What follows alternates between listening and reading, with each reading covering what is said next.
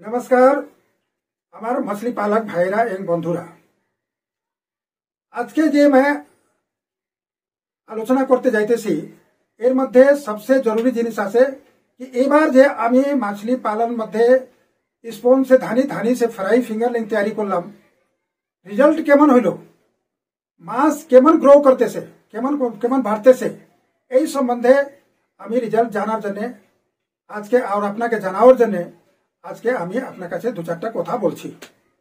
সবচেয়ে বড় কথা হলো এই বছর আমি যত লোককে সাপ্লাই দিছি আমার ন্যাচারাল মাছ বান ব্রিডিং এর মাছ এই দুটো আমি সাপ্লাই করি আর এই মাছটা আপনাকে আমি দিছি এর রেজাল্ট সম্বন্ধে আপনাকে বলতেছি। অনেক লোক রেজাল্ট দেখিয়া অত খুশি হয়েছে অত স্যাটিসফাইড হয়েছেন যে ওরা নিজেকে সামাল না দিয়া আমার বাড়িতে আসিয়া জানার চেষ্টা করছে যে আমাকে সঠিক রূপে আপনি বলে দেন যে এই নিয়মটা কি আছে আর কি করলে এর মতন মানে আমি গ্রোথ সব সময় পাইতে থাকবো। এর জন্য কমসে কম 10-20টা পার্টি আমার বাড়িতে আইসা আমার সাথে যোগাযোগ করে গেল এর মানে না কি মানে তো জানার জন্য কি মানে আমি কেমন করে কি করতেছি কিন্তু এইবারকার মাছ দেখিয়া ওদের আচরিত হয়েছে যে এত মাছ বাড়লো কেমন করে। আমি কি অন্য মাছ দিছি অন্য স্পন দিছি অন্য ফ্রাই ফিঙ্গারলিং দিছি তা না আমি সেগুলি জিনিস দিছি কিন্তু হ্যাঁ অনেক লোক প্রক্রিয়া জানতেন না কেমন করে মাছ চাষ করতে হয় কিভাবে মাছ বাড়বে কেমন করে মাছ সার্ভাইভ করবে স্পন সে কেমন করে ধানি হবে কি করে ফ্রাই ফিঙ্গারলিং হবে তারপরে আমার গ্রোথ পাবো এই জিনিসটা জানার জন্য ওনারা বাড়িতে আইসা জানে গেল আর শুনিয়া আমার সাথে আলোচনা করিয়া এত খুশি হলেন যে আর আমি জিন্দগিতে ভুলবো না আর মাছের বিজনেস ছাড়বো না কেন কি এইরকম যদি হয় তাহলে কোনোদিন আমি বুঝতে পারলাম এই কাজে লস হবে না। মাছ বাড়ছে এমন মনে করেন এই বান ব্রিডিং এর সময় তো 4-5 মাস চলে গেল এই 4-5 মাস মধ্যে মাছ মানে 250-300-400 না বরঞ্চ আধা কেজি 3 পোয়া কেজি পর্যন্ত কাতলা চলে গেছে। এটা আচরিত কথা না এইটুক সময়ের মধ্যে আমার কাতলা কেজি পর্যন্ত চলে গেল রেহু মাছ আধা কেজি 3 পোয়া পর্যন্ত হয়ে গেল। এটা সত্যিকারে শুনতে গেলে আশ্চর্য লাগে। এই আচরিত কথা জানার জন্য আপনাকে আমি কয়েকটা নিয়ম বাতাইতেছি কেন হয়। মাছ আপনি প্রথম থেকে যখন ডিম ছাড়েন তো ডিম ছাড়ার সময়ে যদি আপনি ঠিক মতন টেকনিক মতন যদি নার্সারি ট্যাঙ্ক তৈরি করেন আর ঠিক টাইমলি যদি आप स्पोन या ডিম ছাড়েন ওটা যখনই मतलब कि आपके মানে ধানি হয়ে যায় ধানিটাকে ঠিক টাইমলি আপনি ট্রান্সফার করে ফ্রাই বানান তাহলে মাছ কোনো জায়গা মার খাইল না মাছ मतलब রেকেট হইল না। আসল কথা হলো রেকেট না হওয়া। মাছ যদি আপনি ধানি বানাইয়া আলসামি করবেন দেরি করবেন ও মাছের বডিটা হার্ডি হয়ে যায় হার্ডি মানে শক্ত হয়ে যায় ও মাছটা গ্রোথটা কম হবে। আর আপনি ডিম ছাড়ার 12 दिन 14 दिन या 15 दिन ভিতরে যদি মাছটাকে ট্রান্সফার করতেছেন আর ট্রান্সফার খুব ভালো জায়গা যেরকম কি স্পন তৈরি করার সময় নার্সারি ট্যাঙ্ক তৈরি করছেন যদি ওই রকমই তৈরি করিয়া যদি আপনি মানে ধানিটাকে ট্রান্সফার করেন ফ্রাই হতে বেশিক্ষণ লাগবে না यानी 2 কর 2.5 কর হইতে বেশিক্ষণ লাগবে না মানে 20-25 दिन 1 মাসও লাগবে না ও মাছ 2 কর পার হয়ে যাবে। তাহলে মনে করেন কত বাড়লো। আর ঠিক ওই সময় যখনই 2 কর হয়ে গেল মাছটা আরো একটা ট্যাঙ্ক তৈরি করেন যেটা আমাদের ফিঙ্গারলিং তৈরি করবেন। ফিঙ্গারলিং তৈরি করার মধ্যে আপনি ঠিক যেরকম নার্সারি ট্যাঙ্ক তৈরি হয় ঠিক চুন দেন খোল দেন কিছু গোবর দেন পুরানা গোবর আর দিয়ে থিয়ে আপনি ওর মধ্যেও ক্লিনার দিয়া আপনি যদি মাছটাকে ফ্রাইটাকে যদি ট্রান্সফার করেন আর জলটা সবুজ হওয়া পর্যন্ত ওয়েট করবেন তারপরে যদি আপনি ফ্রাই ট্রান্সফার করবেন ফিঙ্গারলিং হইতে মাত্র 45 दिन 45 दिन মধ্যে মানুষ 1 আঙ্গুল পার হয়ে যাবে। 1 আঙ্গুল পার হওয়া মানে হলো কি ফিঙ্গারলিং। ওই মাছটা আপনি বড় এরিয়া মধ্যে বড় জলাশয়ের মধ্যে 2 acre 3 acre 5 acre 10 acre 20 acre 50 acre জায়গা মধ্যে ছাড়েন কোনো অসুবিধা হবে না। আর যত বড় এরিয়া মধ্যে ছাড়বেন তো বড় এরিয়া থাকলে কি হয় খাওয়া বেশি দিতে হয় না নায়কের মতন খাওয়া নাই দিলেও চলবে না। আর যদি দিতেছেন তো কিছু কিছু দেন, তাতে আরো কিছু ফায়দাই হবে। কিন্তু ফিঙ্গারলিং তৈরি করা পর্যন্ত ওকে খাবার ঠিক মতন দিতে হবে। আর বড় এরিয়ার মধ্যে যাওয়ার পরে ওই মাস ফিঙ্গারলিং থেকে আপনি যোগ করেন 1 বছর, यानी 12 মাস।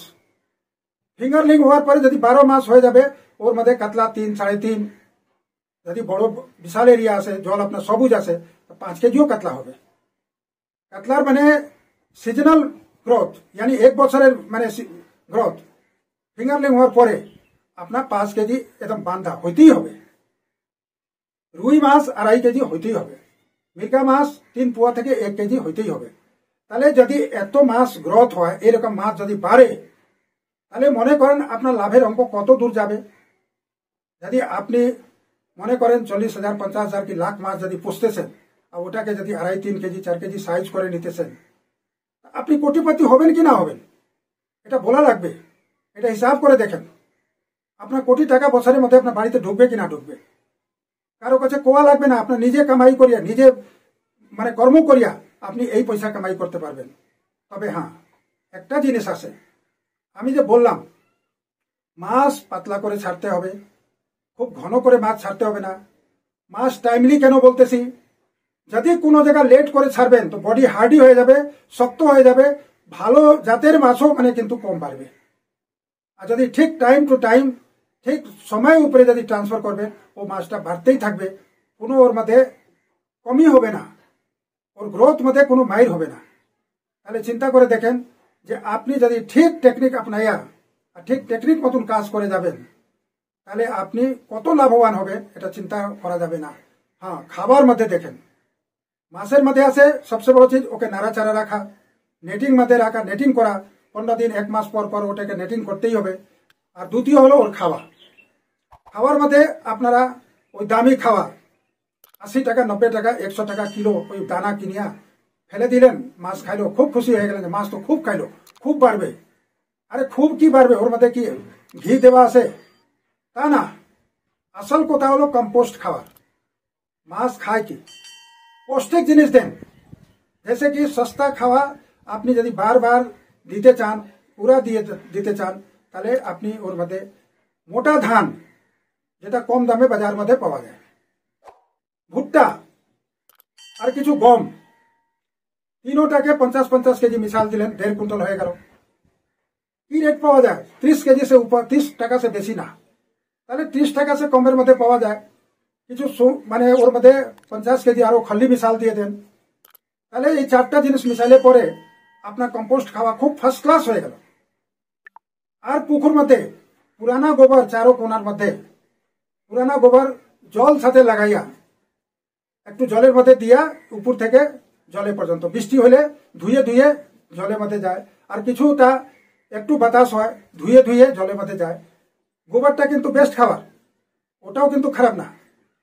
তাহলে এইগুলি জিনিস মিশাল করিয়া সবকিছু দেন, আর বারবার নেটিং করেন। মাছ বাড়বে না, ওর বাপকে বাড়তে হবে, বাড়তেই হবে। এইরকম আছে এগুলি খাওয়ার। আর মানে যে প্রক্রিয়া, যে বারবার নেটিং করা, মাছটাকে বাড়তে বাধ্য করবে। তাহলে বছর মধ্যে আপনি সেই রকম রেজাল্ট পাবেন। কাতলা 5 কেজি অবধি, 4 से 5 কেজি, রুই মাছ 2.5 কেজি, মৃগা আপনার কেজি পর্যন্ত বাড়বে, এটা বাড়বেই, চিন্তার বিষয় না। কিন্তু হ্যাঁ, এই প্রক্রিয়া আপনাকে আপনাইতে হবে। আর দেখবেন জল আমার সব সময় সবুজ নেস থাকে, সবুজ হারা হারা থাকে, তাহলে মনে করেন আমার খাওয়া ঠিক আছে। আর খাওয়া কোনো সময় যদি কম হয়, খাবার যদি 10-20 দিন না দিবেন, তাহলে মাছটা ওখানে বাইর হইতেছে, আপনি বুঝতে পারবেন না। সব সময় জলের মানে রং দেখিয়া ওর কালার দেখিয়া আপনি বুঝতে পারবেন যে আমার জলের মধ্যে খাওয়া কম আছে না ঠিক আছে। এইটা বুঝতে পারবেন ওর জলের রং দেখিয়া। মানে জলটা সবুজ রং আছে তো মনে করেন আপনার খাওয়া ঠিক আছে। বেশি যদি সবুজ হয়ে যায়, তাহলে খাওয়াটা বন্ধ করে দিবেন, না হলে গ্যাস হবে, মাছ খাওয়া বন্ধ করে দিবে, এটাও আছে। তবে একটা জিনিস আরো আছে, মাছের মধ্যে অসুখ বিসুখ কিন্তু হয় ভাই, এটা মানতে হবে। শীতকালে তো আরো বেশি হয় না।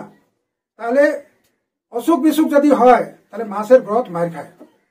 তো যখনই অসুখ বিসুখ দেখা যায়, যে মাছের গা লালটি লালটি হইতেছে, ওর লেজটা পচতেছে, ইয়া মাছের বডি ফরমেশন, মাথাটা বড় হইতেছে, তাহলে মনে করেন আপনার প্রক্রিয়াটা ভুল আছে। মাছ ঘন আছে অথবা মাছটা ঠিক মতন খাইতেছে না, ইয়া চাল বল করতেছে না, ইয়া মাছকে আমি ধাওয়া দিতেছি না, এই সব জিনিস জানার জন্য কয়েকটা নিয়ম আছে। এই সব নিয়ম পালন করিয়া আপনি মাছের সঠিক মতলব কি গ্রোথ পাইতে পারেন, মাছ আপনার সুস্থ থাকবে, এটা সম্বন্ধে আপনাকে চিন্তা করা লাগবে না। কিন্তু সবসময় মাছের উপর লক্ষ্য রাখতে হবে। এই জিনিসটা কোনো সময় করতে করতে যদি কোনো রকম সমস্যা আপনার সামনে আসে, তাহলে আপনি আমাকে ফোন করবেন, কমেন্ট করবেন, ইয়া কোন জায়গা আমি কি ভুল বাতাইলাম এটাও যদি আমার কাছে যদি আপনি বলবেন তা আমার খুশি হব কি আপনি আমার ভুল ধরিয়া আমাকে বাতাইলেন, আমি ওর মধ্যে সুধার করব অথবা ওর কারণ বলবো যে কি কারণে এই কথাটা বলা হলো। ভাইরা, এই জিনিসটাকে আপনাইয়া আপনি যদি কাজ করেন কোনোদিন মাইর খাবেন না, ভালো লাভ পাবেন। নমস্কার, ধন্যবাদ।